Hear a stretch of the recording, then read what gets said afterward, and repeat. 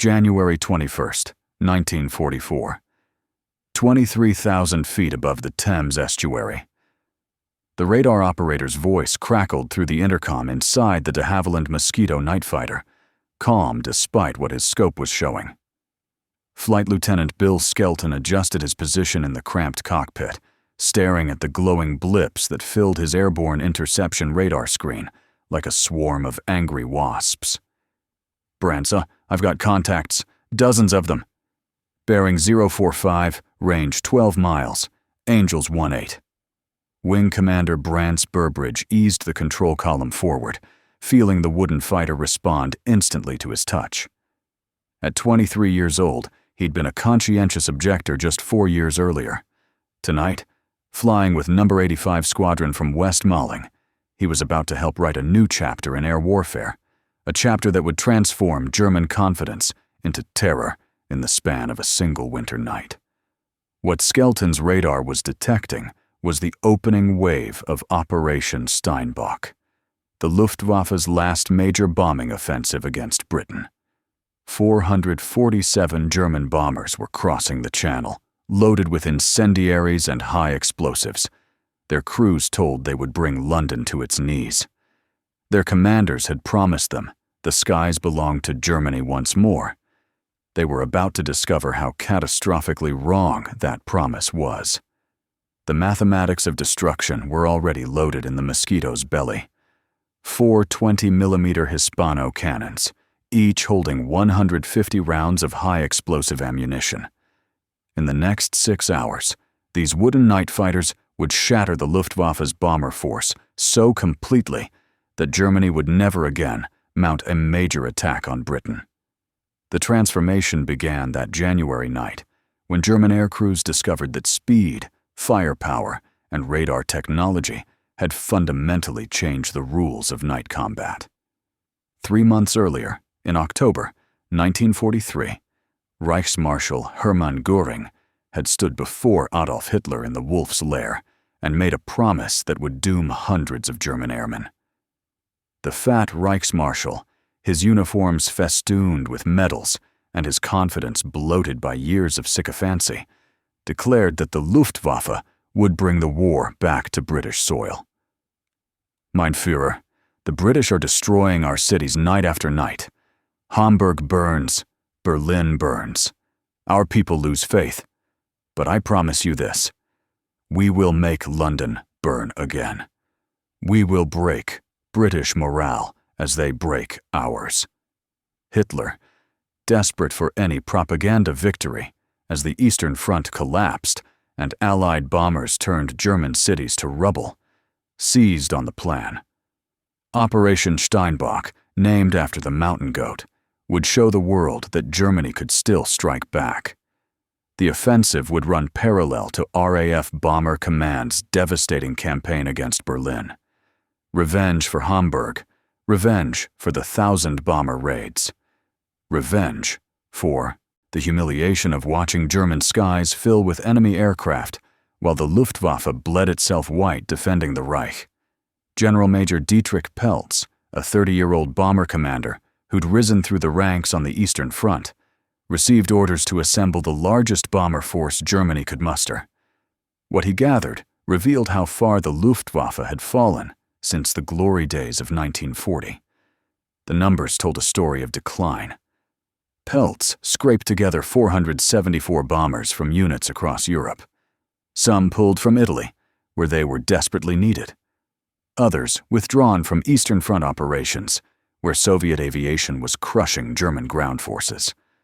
The force included 230 Junkers 88s, the workhorse medium bomber, 160 Junkers 188s, the newer variant, 90 Dornier 217s, 30 of the massive Heinkel 177s, 4-engine heavy bombers that caught fire with alarming regularity, 20 Messerschmitt 410s, fast twin-engine fighter bombers called Schnellbombers, and 25 Focke-Wulf 190s hastily converted for bombing missions. But numbers alone didn't tell the full story. Oberst Wilhelm Schramm, an experienced bomber group commander, examined the crews assigned to Steinbock and felt his confidence drain away. In 1940, during the Blitz, German bomber crews averaged 800 hours of flight time before their first combat mission. They'd trained extensively in navigation, formation flying, and target location. They knew their aircraft intimately. In January 1944, crews arriving for Steinbach averaged 120 hours total flight time.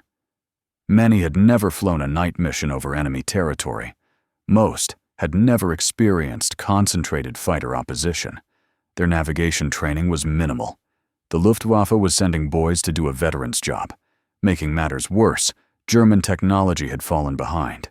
The British had developed sophisticated electronic navigation aids. H-2S radar allowed bombers to navigate and bomb through clouds and darkness. G provided precise position fixing across hundreds of miles. Oboe could guide Pathfinder aircraft to within yards of their targets. The Luftwaffe had nothing comparable. German bombers relied on radio beams that British jamming rendered useless within weeks. The few Pathfinder aircraft available had minimal training and obsolete equipment. Pilots would have to navigate the old way, by dead reckoning and map reading, at night, over blacked-out countryside, while under attack. Across the English Channel, the British were ready. Air Defence of Great Britain, the renamed Fighter Command, had spent 3 years perfecting the art of night interception. What they'd built was a killing system of terrifying efficiency. The foundation was radar. Ground control interception stations dotted the British coast, their rotating antennas able to track aircraft over land and sea with accuracy unimaginable in 1940. These radars could determine altitude with precision, allowing controllers to vector night fighters to within miles of their targets. From there, airborne radar took over. The Mosquito night fighters of No. 10 and No. 11 groups carried AI Mark 8 centimetric radar. The technology represented a quantum leap beyond early war systems. Mounted in a streamlined nose radome, the radar could detect aircraft at ranges up to 5 miles. More importantly, it provided accurate range and bearing information, allowing skilled operators to guide their pilots into visual range, even in pitch darkness. 7 squadrons of Mosquitos stood ready that January. Around 127 operational aircraft. Numbers 85, 96, 41, 157, 418 Canadian, 25, and 239 squadrons. Each squadron was equipped with the Mosquito 12, 13, or 17 variants. Fast, heavily armed, and flown by crews who'd spent months perfecting their deadly art. The Mosquito itself was a weapon the Germans had come to fear and respect. Constructed primarily of wood when metal was scarce, the twin-engine fighter combined speed, firepower, and agility in ways no other night fighter could match. Powered by 2 Rolls-Royce Merlin engines producing over 3,000 horsepower combined, the Mosquito could reach 380 miles per hour. Nothing the Luftwaffe flew at night could catch it. More importantly, nothing could escape it. The armament made Spitfires look undergunned. 4 20mm Hispano cannons mounted in the belly, each firing at 600 rounds per minute. At convergence range, typically set at 400 feet, those 4 cannons created a cone of destruction that could tear a bomber apart in seconds. Each shell was the size of a man's thumb, packed with high explosive and incendiary compound. When they hit, they didn't just puncture, they exploded. Flight Lieutenant John Cunningham, legendary commander of No. 85 Squadron, who'd earned the nickname Cat's Eyes for his night-fighting prowess, understood what those cannons could do. He'd shot down 20 German aircraft, 19 at night. In a December 1943 briefing for new pilots, he'd been characteristically blunt. Listen carefully. The Hispano 20mm is not a rifle. It's a demolition tool. A 2-second burst puts 60 shells into the target. That's enough explosive force to blow the tail off a Lancaster. When you open fire on a Jerry bomber, you're not poking holes. You're disintegrating structure. Wings come off. Fuselages break in half. Fuel tanks explode. Most crews never know what hit them. Cunningham paused, letting that sink in. The difficult part isn't destroying them. That happens automatically if you can get into firing position.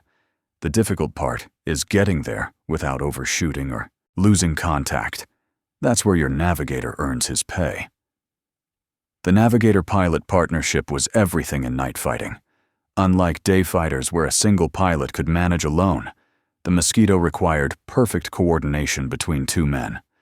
The pilot flew the aircraft, managing the complex instruments needed for blind flight, while scanning the darkness ahead for visual contact.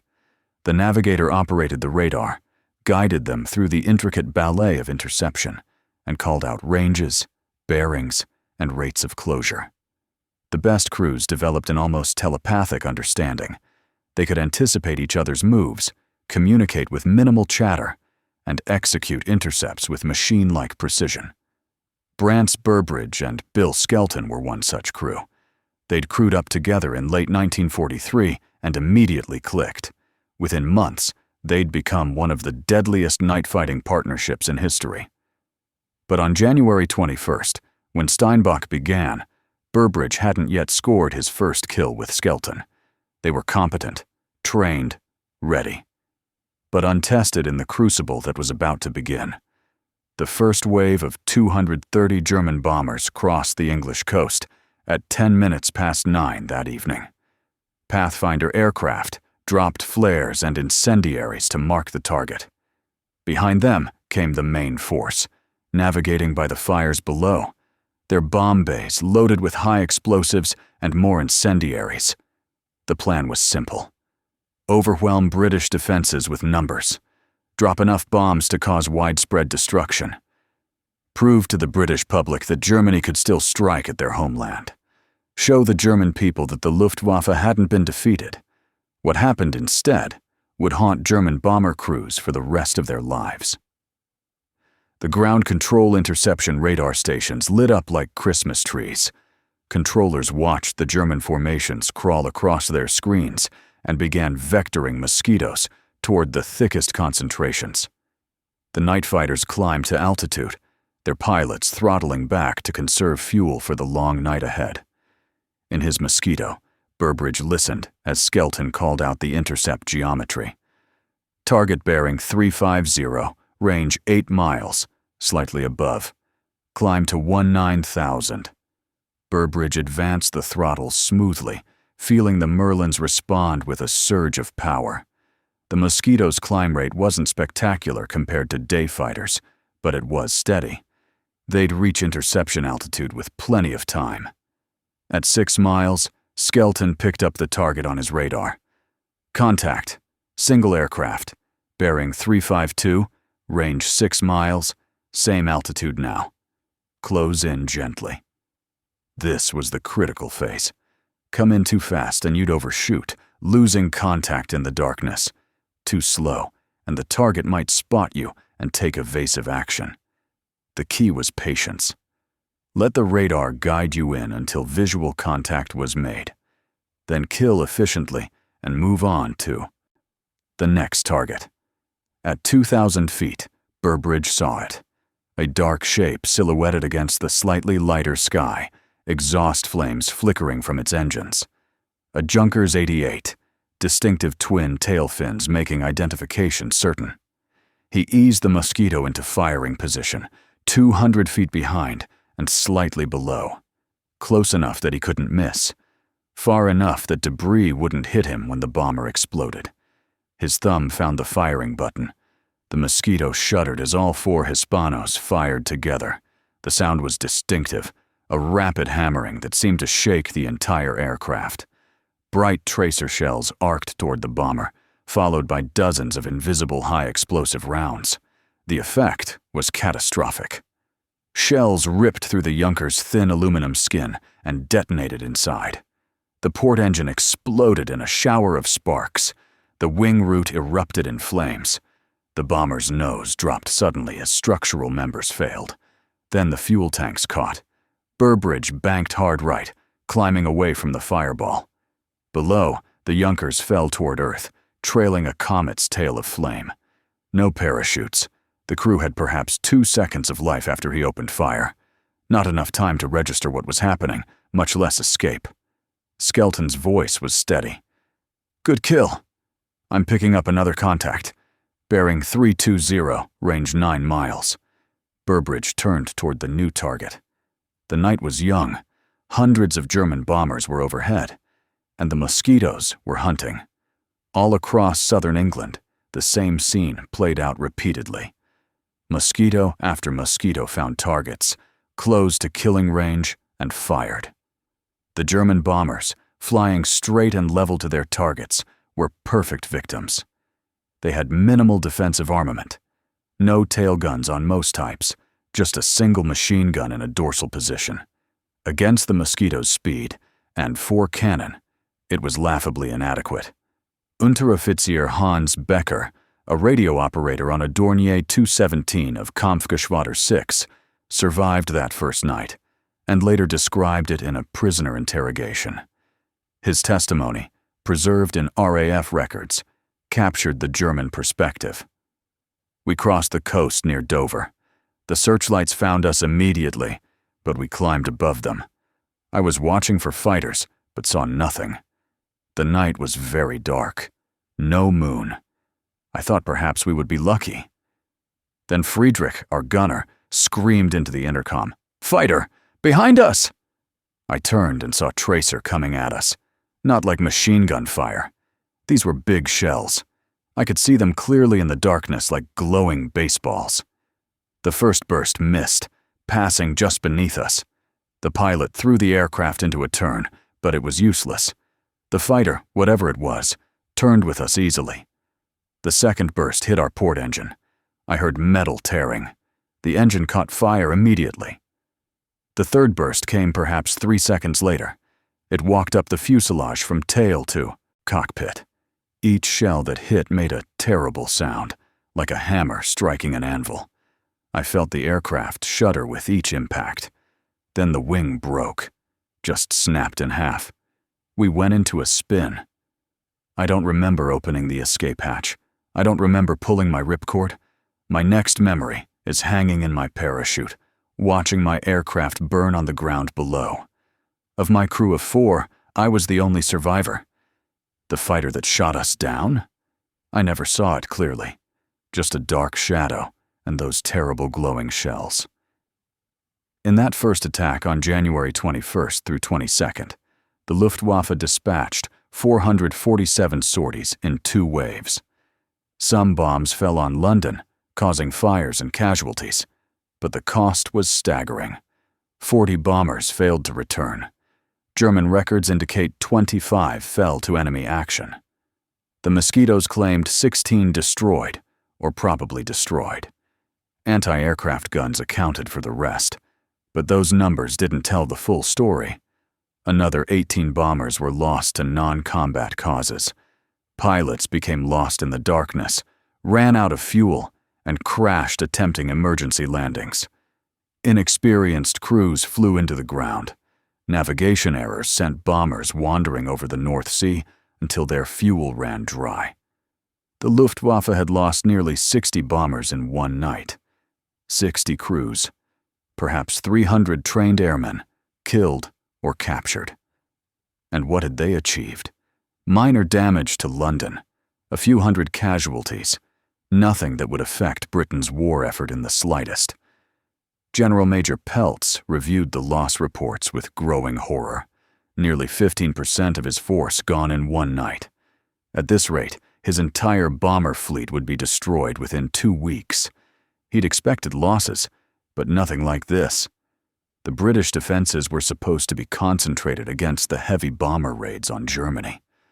How could they have so many night fighters available for home defense? The answer was simple. The British had built redundancy into their air defense system. While some Mosquito squadrons flew intruder missions over Germany, supporting Bomber Command's offensive, others remained dedicated to home defense. The squadrons defending Britain had been training specifically for this mission for months. They were ready. The Germans were not. Wing Commander John Cunningham, flying that first night, shot down a Messerschmitt 410. It was his 20th and final victory. His combat report, filed the next morning, was clinical. Intercepted me 410 at 21,000 feet over Thames estuary, closed to 300 feet. Opened fire with all 4 cannon. Observed strikes on port engine and wing root. Engine exploded. Port wings separated. Aircraft entered vertical dive and exploded on impact. No parachutes observed. Reading between the lines revealed the reality. Cunningham had spotted the bomber, positioned himself perfectly, fired a burst lasting perhaps 3 seconds, and destroyed it completely. The German crew had no warning, no chance to evade, no time to bail out. They were simply erased from existence in the span of a heartbeat. This became the pattern night after night as Steinbock continued. The Luftwaffe would assemble a raid of 100 to 200 bombers. They'd cross the channel, navigate toward their target, and run straight into the Mosquito squadrons. The fast British fighters, guided by ground radar and equipped with their own airborne radar, would tear through the formations like wolves through sheep. The German bombers tried everything. They flew at different altitudes. They varied their approach routes. They flew in tighter formations for mutual defense. Nothing worked. The Mosquitos were simply too fast, too well equipped, and too expertly flown. On the night of January 24th through 25th, No. 96 Squadron scored multiple victories. Flight Lieutenant Allen and Flight Sergeant Patterson destroyed a Junkers 88 that belonged to 6th Staffel of Kampfgeschwader 6. The German bomber's crew, Unteroffizier Helmut Barbauer, Friedrich Schork, Hugo Mühlbauer, and Fritz Goetze, didn't survive.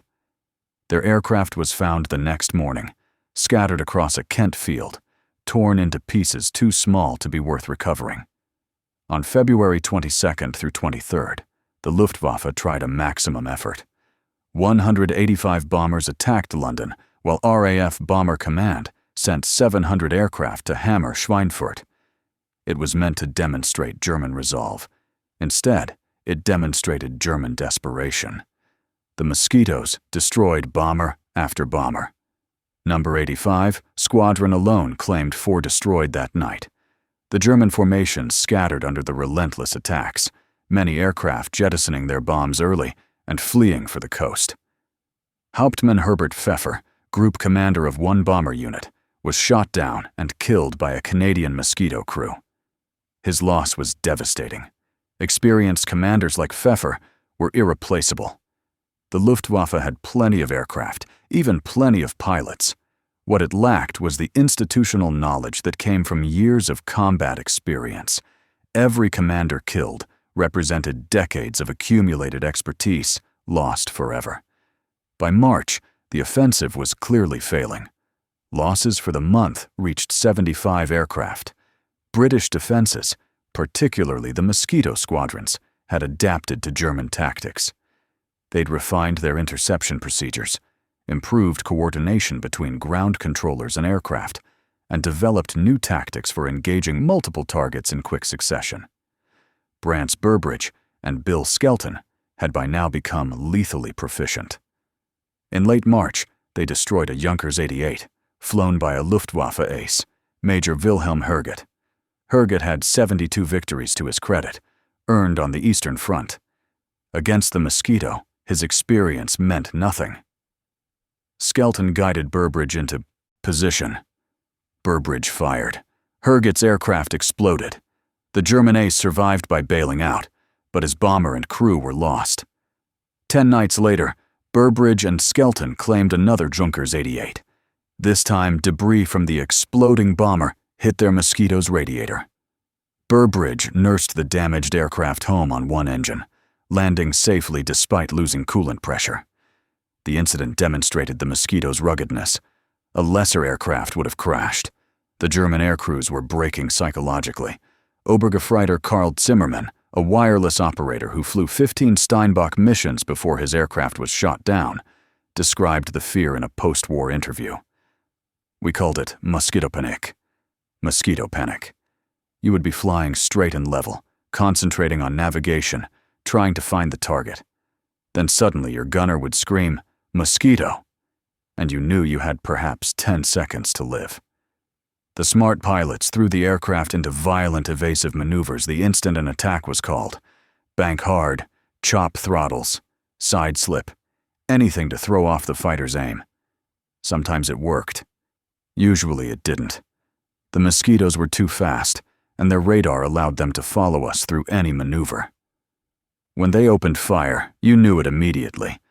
The sound was distinctive, a rapid hammering unlike machine guns. If the burst missed, you might have a chance. Throw the aircraft around, hope the fighter lost contact in the darkness. But if the shells hit, it was over. Those 20mm cannon shells tore through our aircraft like they were made of paper. Engines exploded. Wings came off. Fuel tanks erupted in flames. I flew 15 missions. I saw 8 aircraft from my group shot down by Mosquitos. Only 3 crews survived to become prisoners. The rest were killed instantly or went down with their burning aircraft. By April, we were all terrified. We knew that every mission might be our last. We knew the British fighters owned the night sky. But we had to keep flying because our orders said so. In April, as the Allies prepared for the Normandy invasion, the Luftwaffe made a desperate attempt to disrupt invasion preparations. They launched 4 consecutive raids on Portsmouth, starting April 25th through 26th. All failed. The Mosquitos shredded the formations before they reached their targets. On April 29th through 30th, German bombers tried to attack a British battleship in Plymouth Harbor using Fritz X guided bombs. Heavy mist and the failure of Pathfinder aircraft meant the attack accomplished nothing. 27 civilians died, but the battleship was undamaged. The Germans lost their group commander when a Canadian Mosquito shot him down. By May, Operation Steinbock was effectively over. From May 3rd to 12th, only small attacks were mounted, causing minimal damage. The Germans lost 5 aircraft for no meaningful result. On May 14th through 15th, the Luftwaffe tried one last major attack on Bristol. 139 aircraft were dispatched. Due to navigational errors and fighter attacks, not a single bomb fell on Bristol. 0 casualties. The operation was an absolute failure. The final statistics of Steinbock revealed a disaster of historic proportions. From January to May 1944, the Luftwaffe flew approximately 14,000 sorties against Britain. They dropped around 2,400 tons of bombs. They killed approximately 1,500 British civilians and injured 5,000.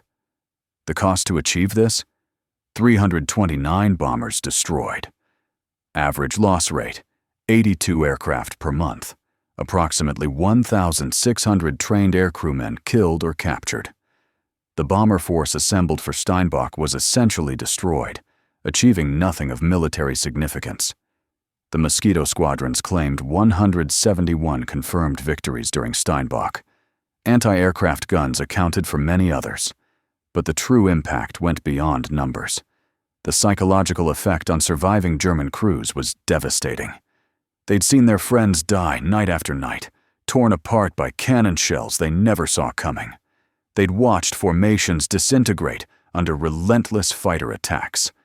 They'd learned that flying at night over Britain meant probable death. The British, meanwhile, refined their night fighting techniques to near perfection. Ground controllers learned to stack Mosquitos at different altitudes, ensuring multiple fighters were always in position to intercept. Pilots developed tactics for engaging multiple targets in quick succession, destroying one bomber, then immediately moving to the next. Brant's Burbridge and Bill Skelton became the highest-scoring night-fighting partnership of the war. By war's end, they'd destroyed 21 German aircraft, all at night. Burbridge's philosophy was simple and humane for a killer. I always tried to aim for the wings of enemy aircraft and not the cockpit. I never wanted to kill anyone. Despite that intention, The laws of physics and explosive chemistry meant most German crews died instantly when his cannons fired. High-explosive shells don't discriminate. They tear through aluminum structure, detonate fuel tanks, sever control cables, and destroy aircraft so completely that survival becomes impossible. Wing Commander John Cunningham retired from operations after Steinbock with 20 kills. Wing Commander Bob Bram, another legendary Mosquito pilot, scored 29 victories before being shot down and captured in June 1944. The RAF had produced a cadre of night fighter aces whose skills far exceeded anything the Luftwaffe could match. The technology gap was equally decisive. British airborne radar allowed Mosquito crews to intercept targets in conditions of total darkness. The AI Mark 8 could detect bombers before German crews knew fighters were near. This technological advantage, combined with superior training and tactics, made the Mosquito squadrons virtually unstoppable. The Hispano cannon armament proved ideal for night fighting. Unlike machine guns, which required sustained fire to achieve kills, the 20mm cannons could destroy bombers with short bursts. Most Mosquito attacks lasted under 5 seconds. Position, fire, kill, move to next target. The efficiency was terrifying. Post-war interviews with surviving Luftwaffe crews revealed universal fear of the Mosquito. The wooden British fighter had become the stuff of nightmares. Its appearance meant death. The sound of its Merlin engines, distinctive even in darkness, caused panic. The hammer of its cannons was the last thing hundreds of German airmen ever heard. Göring's promise to Hitler had turned to ashes. Instead of breaking British morale, Steinbock had shattered the Luftwaffe's remaining bomber force. The aircraft and crews lost in those 5 months were desperately needed elsewhere. When the Normandy invasion began on June 6th, the Luftwaffe could barely contest Allied air superiority. The bomber units that might have attacked the beaches were gone, destroyed in the futile attempt to bomb Britain. The operation marked the end of German strategic bombing against Britain. After Steinbock, only V weapons, the unmanned flying bombs and rockets, were used against British cities. The Luftwaffe bomber arm never recovered its strength. By war's end, it had effectively ceased to exist as a fighting force. For the RAF's Mosquito squadrons, Steinbock represented vindication. When the Wooden Wonder had first been proposed, many in the Air Ministry were skeptical. Build a high-performance aircraft from wood? Nonsense. But Geoffrey de Havilland's radical design had proven itself beyond all doubt. Fast enough to catch anything, strong enough to absorb battle damage, heavily armed enough to destroy any bomber in seconds. The Mosquito night fighters continued operations until war's end. They flew intruder missions over Germany, hunting Luftwaffe night fighters. They escorted bomber streams, protecting the heavy bombers from attack. They intercepted V-1 flying bombs over southern England. 92 Mosquitoes were lost in these operations, from September 1944 to May 1945. Relatively light casualties considering the intensity of operations. The technological lessons learned during Steinbock shaped post-war fighter development. Radar-equipped night fighters became standard. Cannon armament replaced machine guns on most aircraft. The importance of crew coordination, particularly the pilot-navigator partnership, was firmly established. But perhaps the most important lesson was strategic. Steinbock demonstrated that air offensives require more than aircraft and bombs. They require trained crews, adequate technology, sound tactics, and realistic objectives. The Luftwaffe had none of these in January 1944. The RAF had all of them. The result was inevitable. In his later years, Brandts Burbridge reflected on his wartime service with characteristic humility. The man who'd been a conscientious objector in 1940 had become the RAF's deadliest night fighter pilot by 1945. After the war, he studied at Oxford and Cambridge, then devoted his life to Christian ministry, working for Scripture Union until retirement. His navigator and friend, Bill Skelton, remained close until Skelton's death in 2003. The partnership that had destroyed 21 German aircraft in darkness had forged a bond that lasted 6 decades. When asked about Steinbock, Burbridge's response was simple. "We did what was necessary. The Germans were bombing our cities, killing our people. We stopped them. That's all." But it was more than that. The Mosquito crews who defended Britain during Steinbock had written the final chapter of the Battle of Britain. The Luftwaffe had tried one last time to break British will through bombing. Instead, they'd discovered that the RAF's night fighters had evolved into precision killing machines. The Wooden Wonder, powered by Rolls-Royce Merlins and armed with Hispano cannons, had proven to be one of the war's most effective weapons. Fast, deadly, and flown by crews who'd mastered the art of night combat. Against the Mosquito squadrons, German bombers had no chance. The transformation was complete. In 1940, German bombers had roamed British skies almost at will, protected by darkness and the RAF's limited night fighting capability. By 1944, that darkness had become a hunting ground, where Mosquitoes prowled like sharks, their radar eyes piercing the night, their cannons ready to deliver instant death. Oberst Wilhelm Schramm, the experienced bomber commander who doubted Steinbock from the start, survived the war and wrote extensively about the operation. His assessment was brutally honest. Steinbock was a disaster from conception to conclusion. We sent inadequately trained crews in obsolete aircraft against the world's finest night fighter force. We lacked the technology, tactics, and training to survive, much less succeed. The British Mosquito was superior to our bombers in every measurable way. Speed, firepower, crew skill, equipment. We stood no chance. What makes it worse is that we knew this. Many of us argued against the operation. But Hitler wanted revenge for British bombing, and Göring wanted to please Hitler. So we threw away hundreds of aircraft and thousands of trained men to achieve nothing. The bomber crews who died over England in 1944 were murdered by their own high command's incompetence and arrogance. I flew 42 missions over Britain in 1940 during the Blitz. We faced hurricanes and Spitfires, anti-aircraft fire, searchlights. It was dangerous, but survivable. In 1944, flying against Mosquito night fighters was suicide. The British had mastered night combat. We had not. Simple as that. The legacy of those winter nights lives on in aviation history. The Mosquito's performance during Steinbock cemented its reputation as one of World War II's outstanding aircraft. Fast enough to outrun fighters, heavily armed enough to destroy bombers, well-equipped enough to find targets in total darkness, and rugged enough to bring crews home despite battle damage. For the German bomber crews who survived, the memory never faded. Decades after the war, veterans of Steinbock still spoke of the terror they felt when those 4 Hispano cannons opened fire. The distinctive hammer of 20mm shells. The brilliant tracer arcing through darkness. The thunderous explosions as high explosive rounds detonated inside thin aluminum fuselages.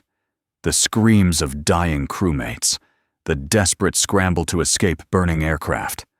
The long fall through darkness wondering if the parachute would open. Those who'd faced the Mosquito and lived knew they'd been lucky. For every survivor, 4 more had died, torn apart by cannon shells, burned alive in exploding fuel tanks, killed instantly when aircraft broke apart in midair. The Mosquito didn't wound, it killed. Efficiently, ruthlessly, repeatedly. When the last German bomber limped back across the Channel in May 1944, Operation Steinbock ended not with a bang, but with a whimper. Hitler's promised revenge had become a funeral procession. Göring's guarantee of success had transformed into humiliating failure. The Luftwaffe bomber force, once the terror of Europe, had been broken by wooden British fighters flown by determined young men who'd mastered their deadly craft. The night sky belonged to Britain. The Mosquito had seen to that. And German air crews who'd thought themselves untouchable had learned the most painful lesson of all. In modern warfare, technology and training trump courage and determination. The bravest men in the world cannot survive when the enemy owns every advantage. The final word belongs to an unnamed German bomber pilot, captured after his Junkers. 88 was shot down in April 1944. His interrogation report, preserved in British archives, captured the essence of Steinbach's failure. We were told the British were weak, that their defenses were stretched thin protecting their own bombers over Germany, that we would strike terror into their hearts as they had struck terror into ours. We discovered the opposite was true. The British had night fighters we couldn't see until they opened fire. They had radar that could find us in absolute darkness. They had cannon that could destroy our aircraft with a single burst. And they had pilots and navigators who were better trained than we were. Most of all, they had the will to fight. We thought bombing their cities would break their spirit. Instead, it hardened their resolve.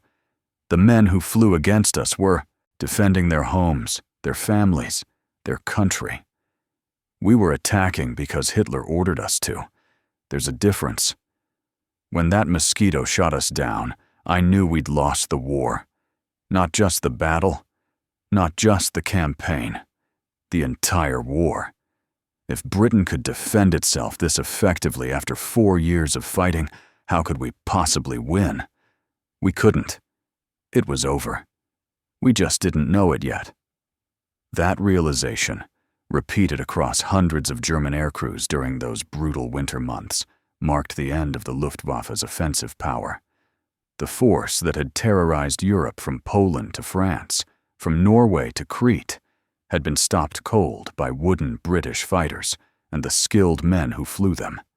The transformation was complete. German bombers had entered British airspace thinking themselves untouchable. They'd learned otherwise. The Mosquito night fighters had destroyed an entire raid in minutes. Then another. Then another. Until the Luftwaffe had no choice but to abandon the offensive entirely. The Wooden Wonder had won, and Germany had lost not just aircraft and crews, but something far more valuable: the illusion of air superiority, the belief that they could strike Britain at will, the confidence that night provided protection. All gone. Shattered by 4 20mm Hispano cannons in the belly of a plywood fighter. Destroyed by young men like Brantze Burbridge and Bill Skelton, who'd learned their craft through patience, practice, and determination. Ended by technology, training, and the unwavering resolve of a nation that refused to surrender. The German bombers had felt untouchable until the Mosquito crews proved them catastrophically wrong.